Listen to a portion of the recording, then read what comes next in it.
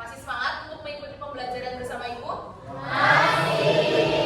Oke, sebelum itu kita berdoa terlebih dahulu ya, supaya proses pembelajaran kita dapat berjalan dengan lancar. Ketua kelas, minta tolong untuk pimpin berdoa. Teman-teman siap, gerak, berdoa mulai.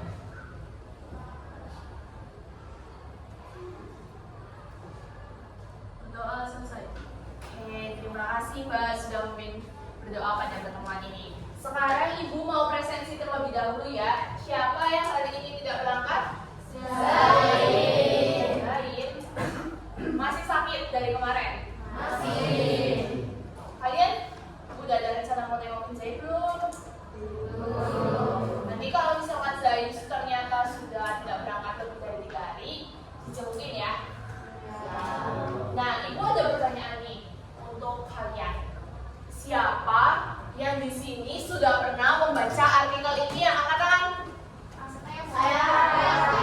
Banyak ya ternyata. Nah, kalian membaca topik apa aja? Coba masnya, baca topik apa?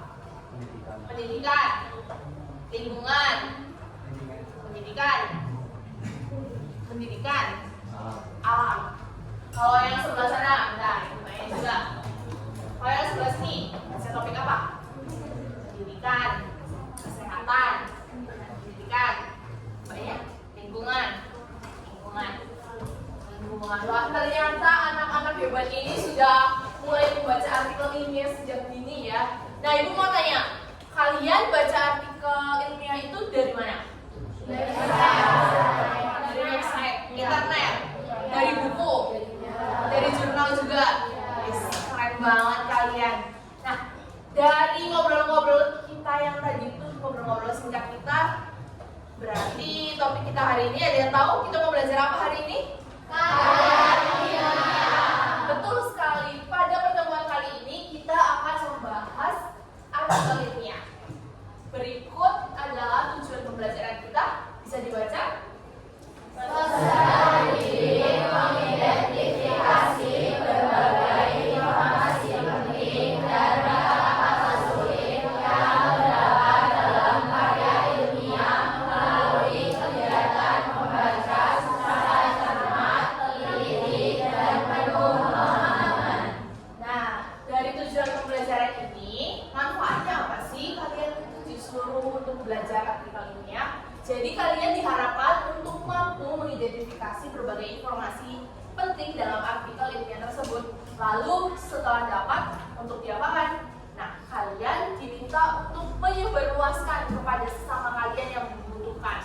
Bisa di lingkungan sekolah, di lingkungan rumah, di masyarakat, atau di tempat-tempat lain yang mereka membutuhkan. Nanti pada pertemuan kita kali ini, kita mau ngapain aja sih? Jadi nanti kita akan main game. Kita akan ngobrol-ngobrol singkat tentang artikel ilmiah. Yang selanjutnya kita akan berkelompok untuk mengidentifikasi LKPD. Yang selanjutnya adalah nanti ada presentasi dan ditutup dengan kesimpulan. Sudah siap untuk mengikuti pembelajaran bersama Ibu? Siap. Oke. Sebelum itu kita main game dulu untuk melatih konsentrasi kalian. Mau main game? Mau. Nama gamenya adalah clap, boom, pen. Jadi kalau Ibu bilang clap, kalian tepuk tangan. Kalau Ibu bilang boom, kalian tepuk meja. Kalau Ibu bilang pen, silahkan rebut satu pulpen yang ada di meja kalian. Paham? Paham. Sekarang silahkan kalian berdiri.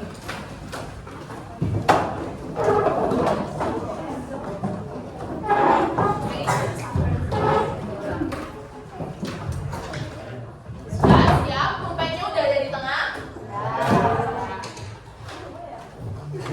Ikuti instruksi Ibu ya. Clap, clap,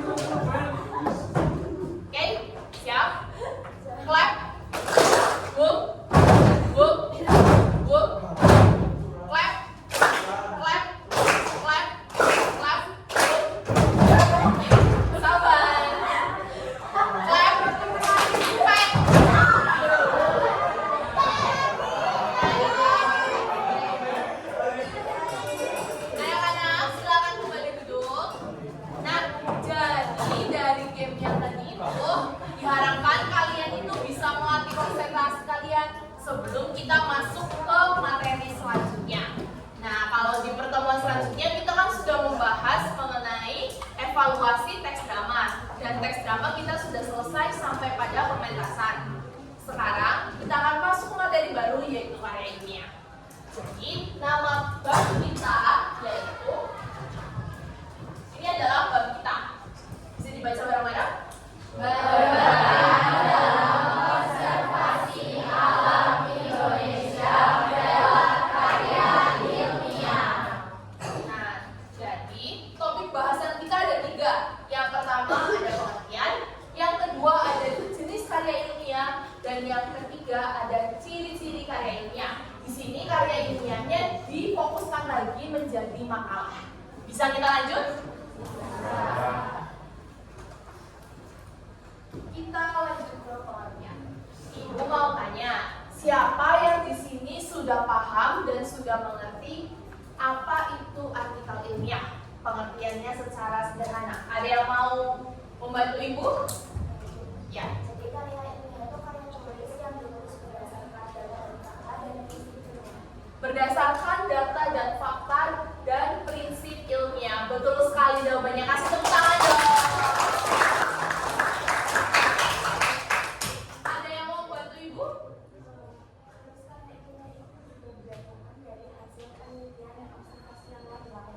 Berdasarkan hasil penelitian dan observasi yang sudah dilakukan. Itu betul sekali. Kasih jempol dong. Keren banget. Nih, ibu kasih lihat pengertiannya menurut para ahli. Masnya bisa minta tolong bacain. Menurut Pak Bakri Ahli, karya ilmiah adalah suatu karya dalam bidang pengetahuan dan teknologi yang terbentuk ilmiah. Menurut Kamus Besar Bahasa Indonesia, karya ilmiah adalah karya tulis yang dibuat prinsip ilmiah berdasarkan data dan fakta observasi, eksperimen, kajian usaha. Nah, anak-anak perlu digarisbawahi bahwa artikel ilmiah ini tidak hanya dalam pengetahuan bidang sains, tapi juga berlaku pada ilmu sosial atau humaniora. Jadi tidak hanya di sains saja. Sampai sini bisa dimengerti? Bisa lanjut? Oke, lanjut. Sekarang kita lanjut ke jenis-jenis karya ilmiah. Di sini ibu punya 3 spidol. Siapa yang berani maju dan menuliskan jenis-jenis karya ilmiah? Nanti setelah pertemuan ini akan ibu kasih reward. Siapa yang mau bisa langsung maju ke depan? Saya mau. Iya ayo. Maju langsung maju. Nih. Ayo. Nanti ya.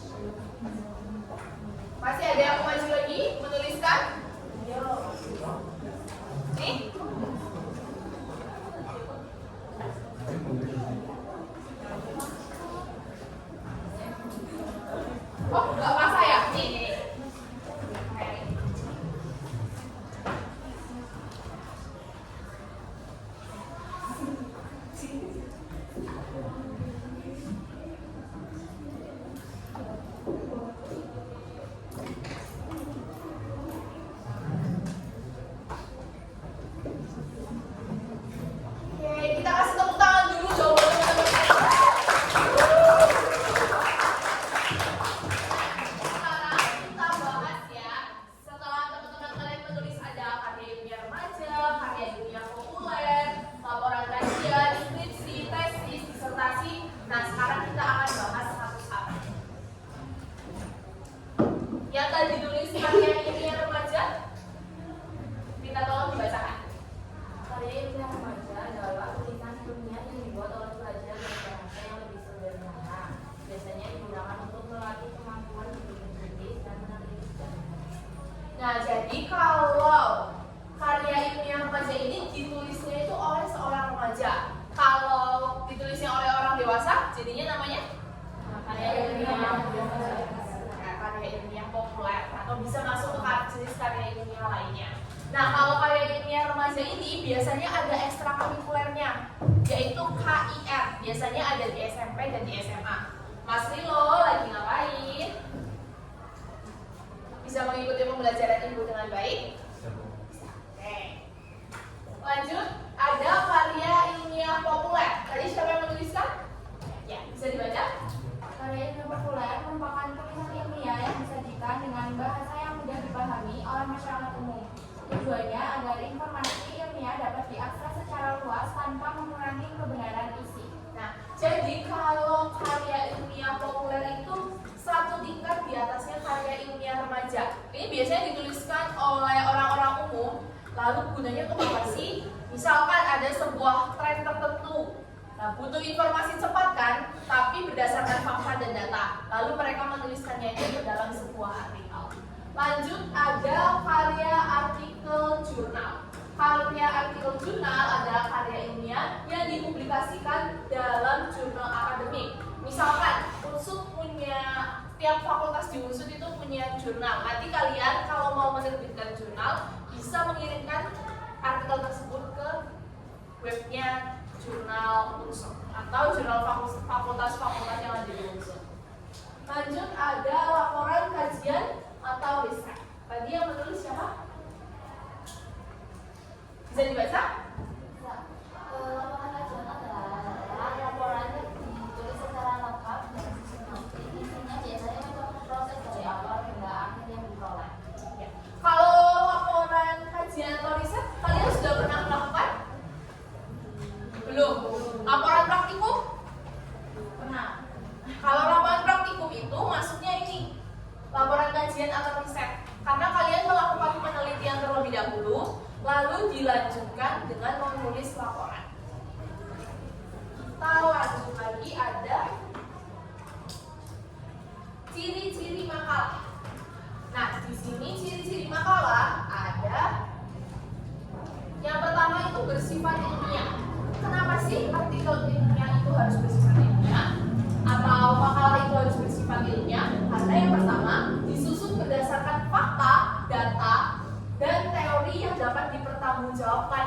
Jadi pada saat menulis makalah tidak boleh asal-asalan langsung tulis copas dari sini, langsung dituliskan ke dalam sebuah makalah, itu tidak boleh. Yang kedua ada objektif. Minta tolong Mbak dibacakan.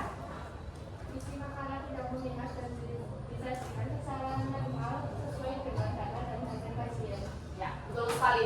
Jadi lawannya dari objektif adalah subjektif. Jadi kalau misalkan saya suka dengan Prawit, jadi saya menuliskan segala hal positif tentang Prawit tanpa menuliskan hal-hal negatif yang ada di dirinya Prawit. Nah, itu tidak boleh.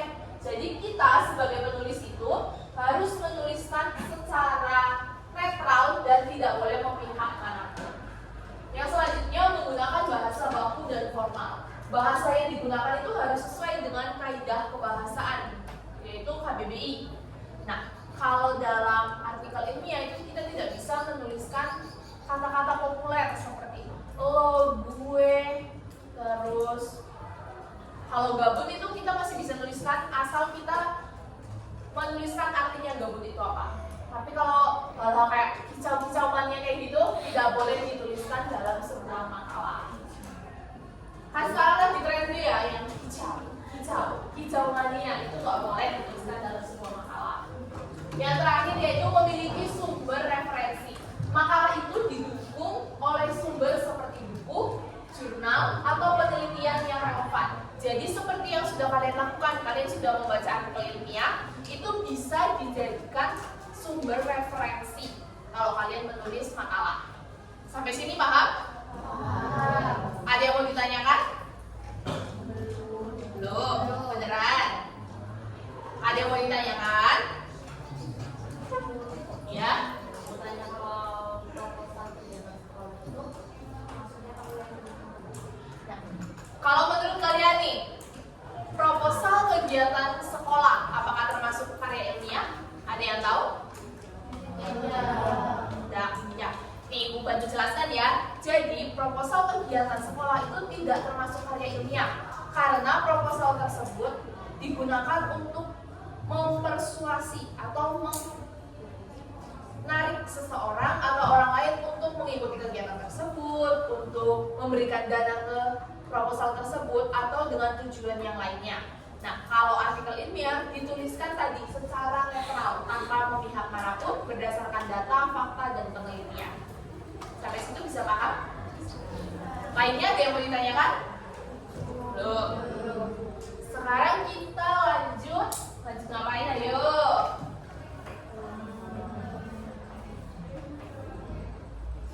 Kita lanjut berkelompok.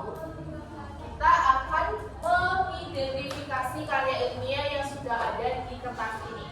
Kalian silakan berkelompok 4-4, depan belakang. Nanti instruksi ada di kertas yang sudah Ibu tuliskan ini. Sampai sini bisa paham? Bisa langsung dikerjakan. Silakan berkelompok.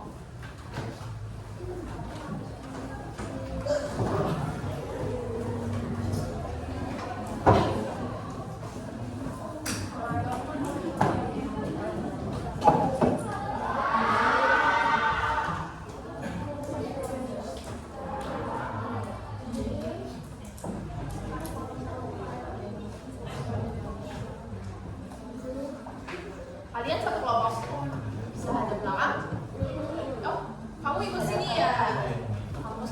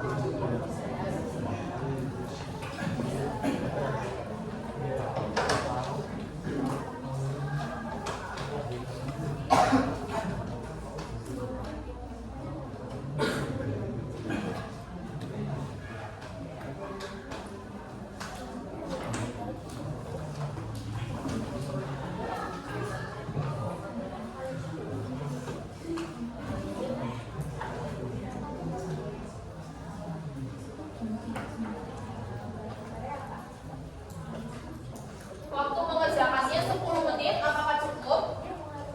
Cukup. Oke, selamat mengerjakan.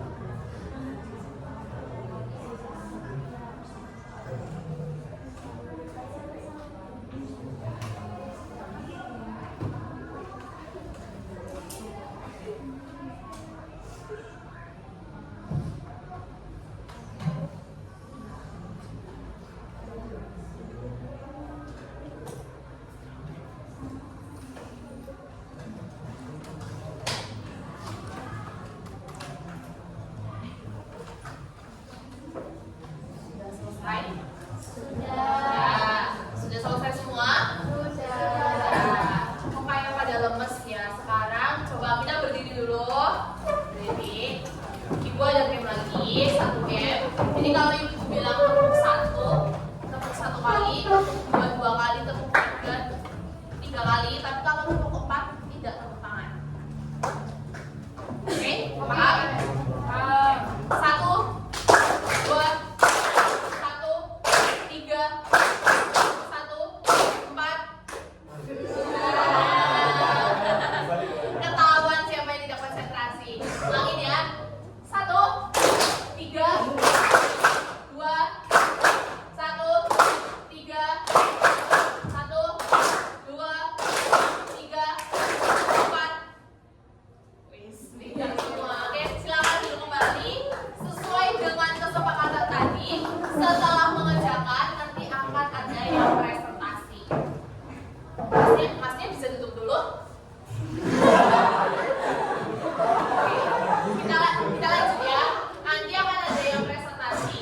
Kalau siapa yang mau presentasi bisa angkat tangan. Wih, kasih tepuk tangan dong.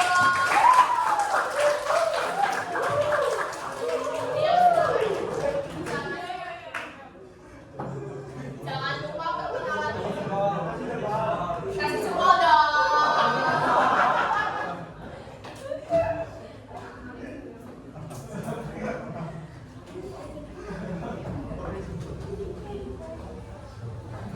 Assalamualaikum warahmatullahi wabarakatuh.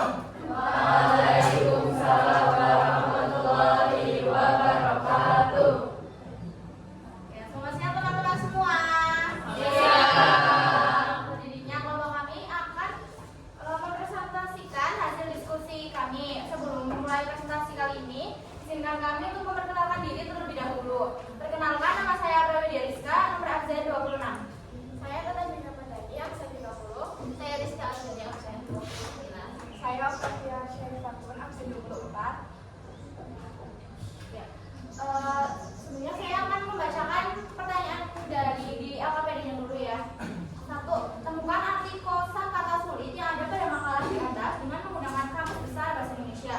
2. Jawablah pertanyaan berikut ini. A. Mengapa hutan mangrove memiliki peran penting bagi wilayah pesisir? Jelaskan berdasarkan isi makalah. B. Apa saja faktor penyebab kerusakan ekosistem mangrove yang dijelaskan dalam makalah? Uraikan secara singkat. C. Bagaimana fungsi ekologis hutan mangrove dalam menjaga keseimbangan lingkungan? Jelaskan dengan contoh dari teks. D. Jelaskan konsep silvophycery sebagai salah satu upaya pelestarian mangrove. Mengapa metode ini dianggap efektif? E. Menurut pendapatmu, mengapa pendekatan berbasis masyarakat atau bottom up lebih efektif dalam pelestarian mangrove dibandingkan pendekatan top down?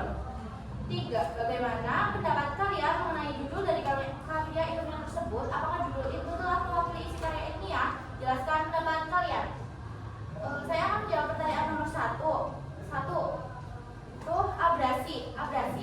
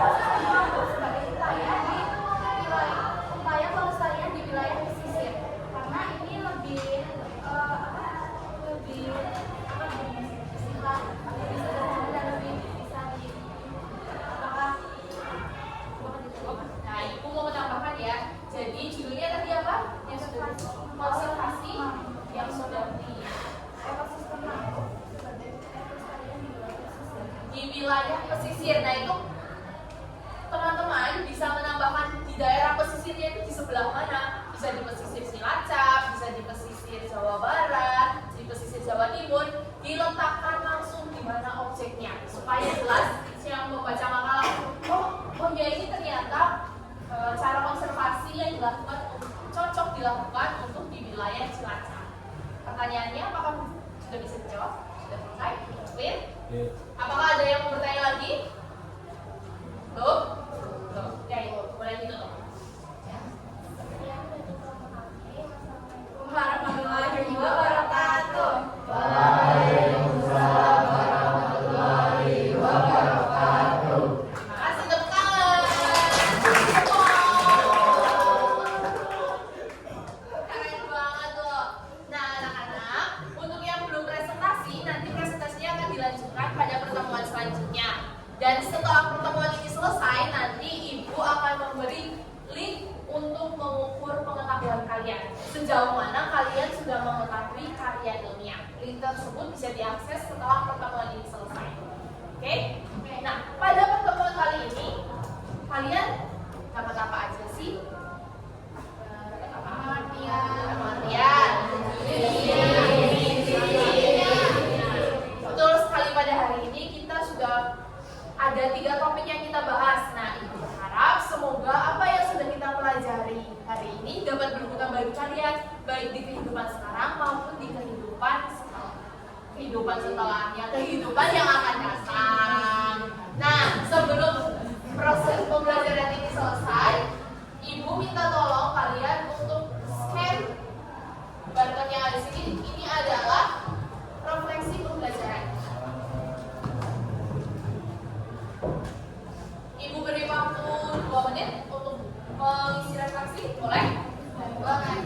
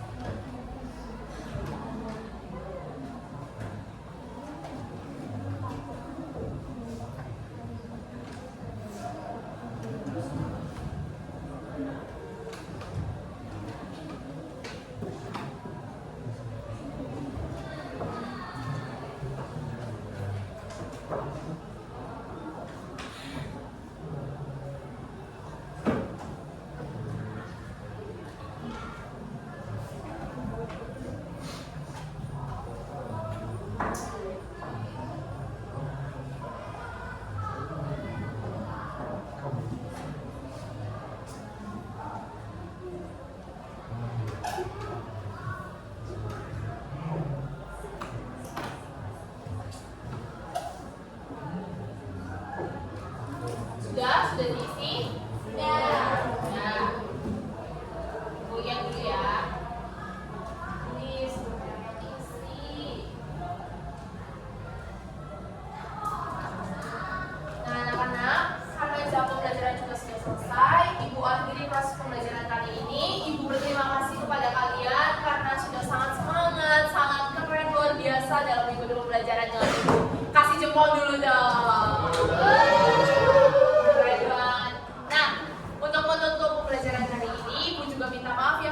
Kalau misalkan ada kata-kata yang salah, ibu minta maaf. Kalau ada perbuatan yang salah dan kurang mengenakan bagi kalian, ibu juga minta maaf. Ketua kelas kita tolong dipimpin untuk berdoa.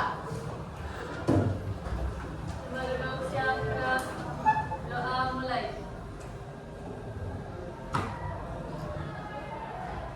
Doa selesai. Oke, terima kasih. Bu akhiri, wassalamualaikum warahmatullahi wabarakatuh.